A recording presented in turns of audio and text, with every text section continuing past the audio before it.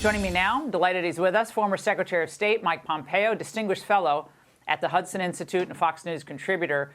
Mr. Secretary, I think more than anything else here that is disturbing is this lack of accountability, which really offends me most, given what's at stake. It's pretty remarkable, Laura.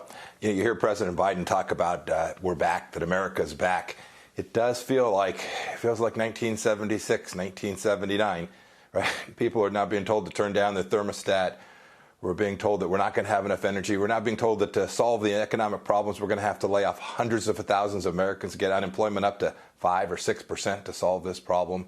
And every family in America can feel that. And when it comes to our national security, we lost the bubble. We lost the deterrence that we had for 4 years. We're the bad guys. Xi Jinping, Vladimir Putin, the Taliban, they understood that they couldn't do what they've done to America these last 18 months. And I think every American, your point about unity, I think every American, not Republicans, not Democrats, every American can feel that they are less secure, less safe, that their borders are under threat, that crime is higher.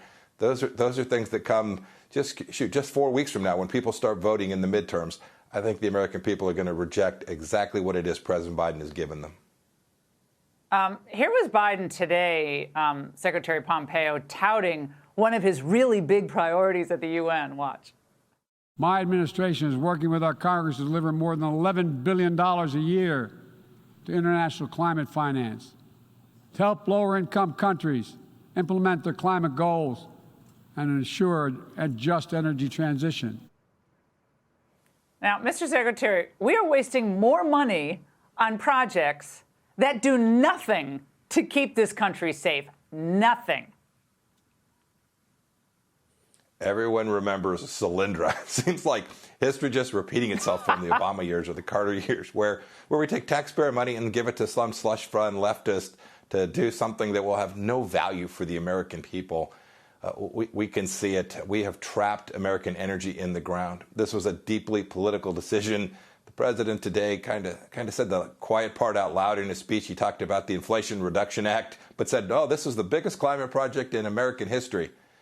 This is bad for the American people. It's dangerous for our security. I am confident that there's not a family in America who thinks that was a good idea or will serve their own family well.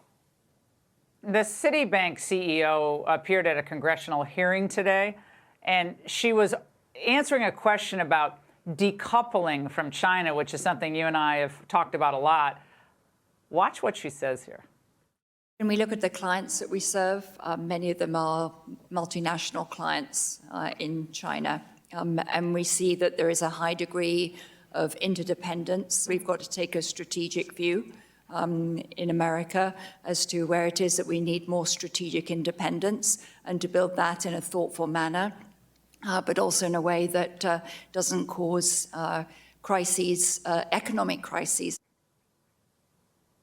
Okay, so Jane Fraser there, Mr. Secretary. She doesn't want to pull back from China because they have a lot of Chinese clients. I just did the quick summation of what she said. That's a pretty good summary, Laura, one that you and I have heard from big finance here in the United States for an awfully long time. I will tell you, it also sounds an awful lot what I heard from Chinese leaders, Chinese leadership saying, "Oh, we're so connected, it'll be really bad for you." This is precisely the wrong-headed thinking that for 40 years didn't recognize that the Chinese Communist Party has declared economic war on America. They built their economy on the back of America, and we allowed them to do it. I hope our senior financial leaders will begin to truly understand that they are American companies with American interests and do the things that will defend American freedom and put real pressure on the Chinese Communist Party to begin to behave.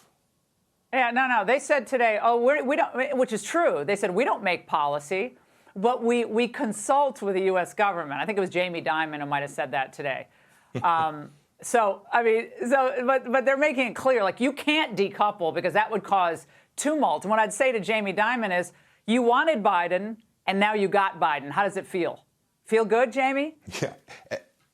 And don't forget, Laura, when Congress attempted to put some pressure on China about their human rights violations, the Uyghur Act, the banks lobbied against it. They went to Capitol Hill and said this is a bad idea to protect human rights. Yeah. To say they don't shape policy, make policy, and impact America is just silly.